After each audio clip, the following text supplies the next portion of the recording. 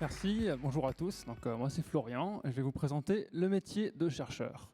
Je suis actuellement en thèse à l'Institut Niel à Grenoble, mais avant de vous parler de ce que je fais, je vais vous présenter un objet, plutôt une structure que vous avez tous vu dans votre vie de tous les jours.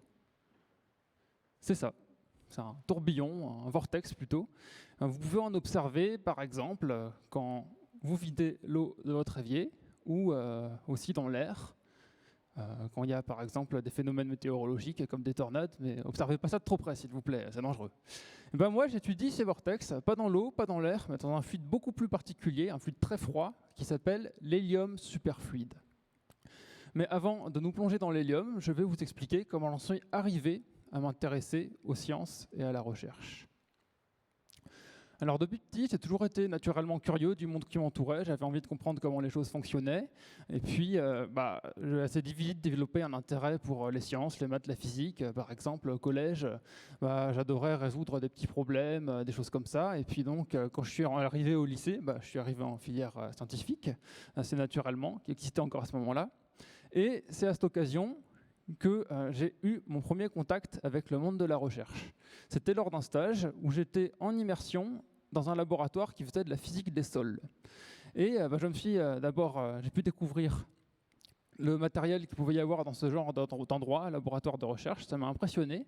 Mais surtout, ce dont je me suis rendu compte, c'est que la recherche, les chercheurs, c'était pas que, comme le voudrait le stéréotype des chercheurs au crâne dégarni qui écrivent des grandes équations incompréhensibles sur un grand tableau noir. C'était aussi et surtout des gens qui étudient des choses très concrètes, comme par exemple de la Terre. Et ça m'a permis de me rendre compte que la recherche, c'était un monde qui pouvait m'être accessible et que ce n'était pas une discipline réservée à quelques génies, ça pouvait être très terre à terre. Alors là, ce que je vais vous dire, ça va peut-être vous paraître un petit peu bateau, mais dans la vie, des fois, on fait des rencontres et puis elles nous permettent d'élargir nos horizons. Et ça, c'est ce qui m'est arrivé un petit peu plus tard, quand j'ai eu la chance de pouvoir discuter avec une astrophysicienne de renom qui m'a présenté, qui m'a expliqué sa vision de la recherche, sa façon de faire son métier.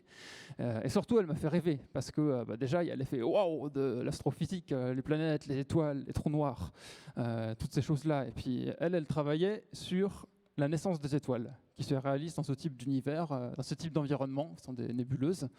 Et ça, je trouvais ça super beau, ça a titillé mon imaginaire, mais surtout, ce dont je me suis souvenu, c'est que par son travail, par sa carrière, elle avait pu contribuer à son domaine, elle avait pu apporter sa pierre à l'édifice des connaissances scientifiques. Et ça, je ne l'ai pas oublié. Alors, toutes ces expériences ont maturé par la suite, et au moment d'arriver au choix des études supérieures, je savais que j'avais envie de faire beaucoup de maths, beaucoup de physique, donc je suis allé en classe préparatoire, et à la fin de la classe prépa, après avoir fait peut-être un petit peu trop même de maths et de physique, je ne savais pas encore trop précisément lequel des deux je voulais faire, donc je suis entré en école d'ingénieur généraliste, où j'ai pu découvrir plein de choses, mais surtout, il y a une chose qui m'a aidé à ce moment-là, pour mes choix futurs, ce sont les stages, pour avoir des expériences concrètes des domaines que j'étudiais et puis pouvoir faire des rencontres. Et justement, c'est pendant un stage de césure que j'ai eu ma première expérience, on va dire, sérieuse de la recherche. Et je me suis rendu compte que le travail de chercheur, c'était d'abord un travail exigeant, parce que quand on a un problème de recherche, la réponse elle n'est pas juste là devant nous. On est dans des territoires très souvent qui sont inexplorés, et donc ça peut être un peu difficile au début. Et donc une fois qu'on a pris une direction, on est sur une piste, si on a des petits problèmes et qu'on n'y arrive pas tout de suite, il ne faut pas baisser les bras, il faut continuer, il faut être persévérant. Et par contre, quand on arrive à avancer, ou encore mieux, quand on fait une découverte, là, on a une excitation intellectuelle qui est incroyable. Et puis, vu qu'on a plein de possibilités, de pistes à découvrir, à tester dans notre sujet de recherche, c'est beaucoup de liberté, finalement, dans le travail du chercheur. Et je dirais que ce travail-là de chercheur est bien caractérisé par ce duo, cette tension entre exigence et liberté. À cette occasion, j'ai aussi pu découvrir la recherche expérimentale. Et là, je me suis rendu compte que les formules que je voyais en cours, les lois de physique, les lois de la physique, elles devenaient beaucoup plus intéressantes, elles devenaient beaucoup plus vivantes quand je pouvais les voir se réaliser devant mes yeux, dans les expériences que je faisais. Et ça a été une petite révélation pour moi. Et ça m'a permis de me rendre compte que ce qui m'intéressait, c'était de pouvoir palper la physique. Et ça m'a donné un grand intérêt par la suite pour la science expérimentale. Et maintenant, on va enfin arriver à notre hélium superfluide. Je l'ai rencontré pendant ma dernière année d'école d'ingénieur, cet hélium et les vortex qui vivent dedans. Et c'est un sujet qui m'a tout de suite passionné parce qu'il est à cheval entre physique des fluides et physique quantique, qui est la physique des petites échelles.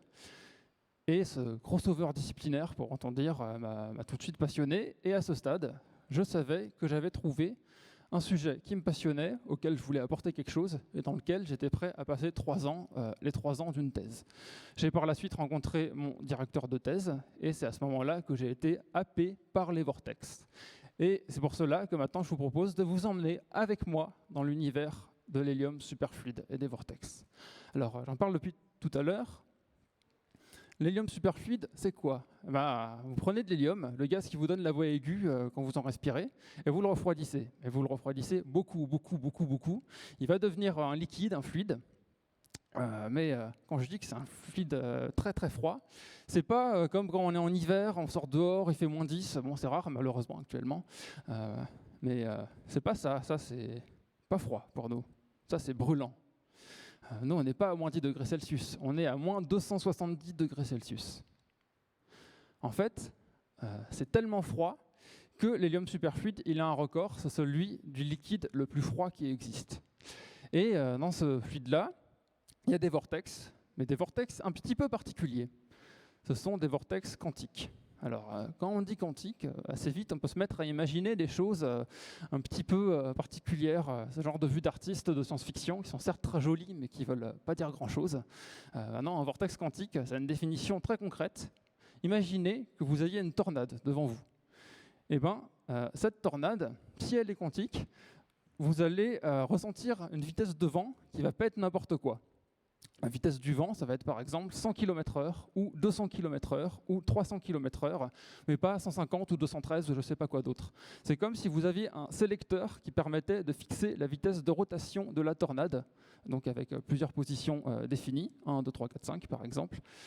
Et donc un vortex quantique, c'est ça, c'est un vortex dans la vitesse de rotation est géré on peut imaginer par ce sélecteur. La vitesse de rotation, on dit qu'elle est quantifiée, d'où le terme quantique.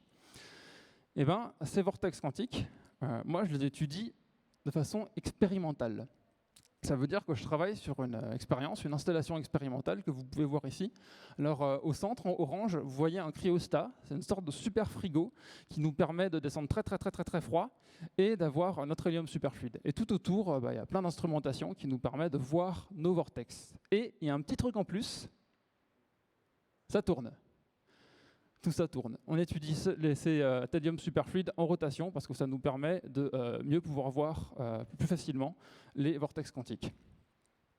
À ce sujet, il y a une chose qui est importante, c'est que cette installation, elle est unique au monde. Et de façon plus générale, quand on fait de la recherche, on a souvent le privilège de pouvoir travailler avec du matériel de pointe et ou très très rare. Et ça, c'est une source de motivation au quotidien pour moi. Alors, comme vous pouvez peut-être vous l'imaginer, je ne passe pas ma journée à faire tourner cette installation que je viens de vous montrer. Sinon, ça deviendrait vite assez répétitif. Non, une journée d'un chercheur, ce n'est pas du tout répétitif en fait. Il y a plein d'activités.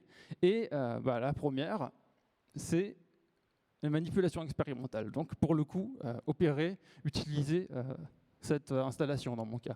C'est l'occasion de réaliser plein d'actions très concrètes, comme par exemple ouvrir, fermer des vannes, tourner des boutons, changer un petit peu des paramètres expérimentaux pour voir comment nos vortex réagissent. Et puis, une fois qu'on a fait ces expériences, on a des données. Pour nous, ces données, c'est des films de nos vortex.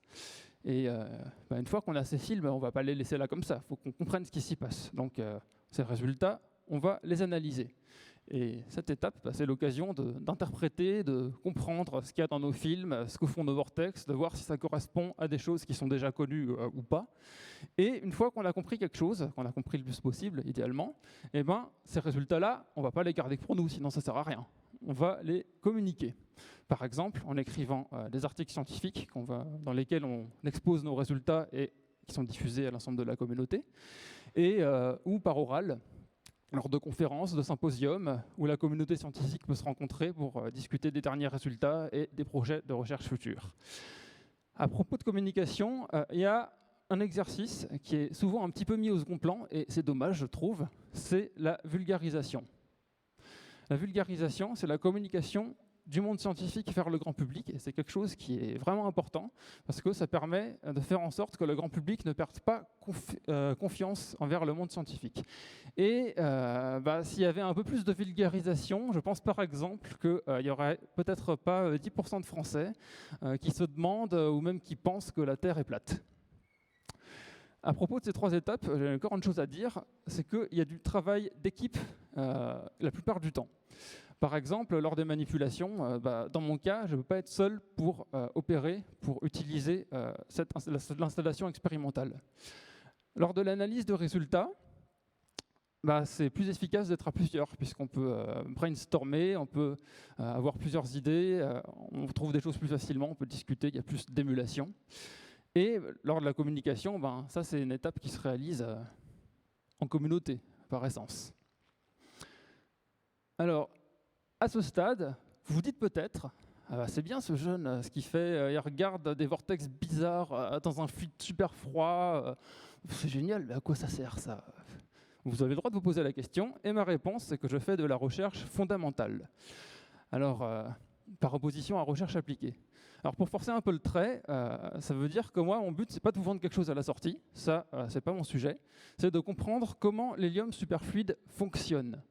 Parce que si on comprend mieux comment il fonctionne, dans le futur, on aura des applications qu'on ne connaît pas encore et qui ne sont pas forcément liées à l'hélium superfluide. Par exemple, des vortex quantiques, il y en a dans les supraconducteurs qui permettent de transporter l'électricité sans perte. Donc un sujet très très important. Vous aurez donc compris que la recherche fondamentale, c'est une recherche de long terme. L'échelle de temps, c'est à peu près la décennie.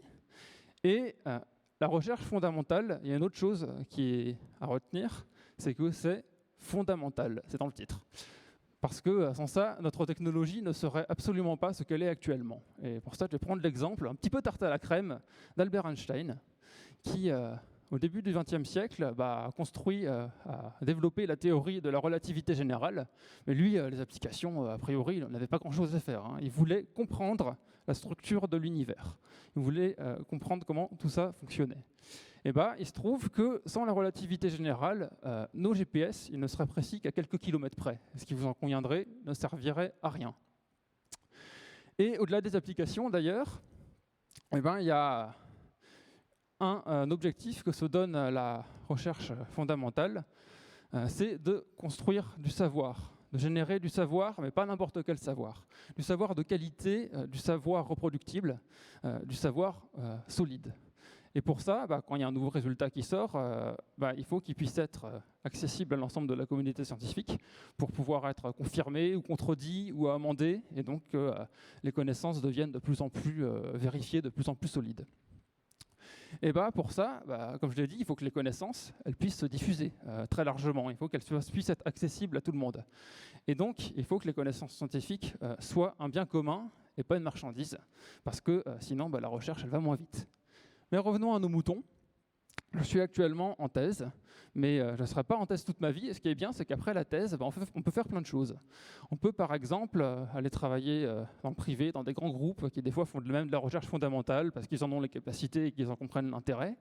On peut aussi aller dans des plus petites structures comme des startups où évidemment on peut aller dans le public pour devenir chercheur dans le public, quoi.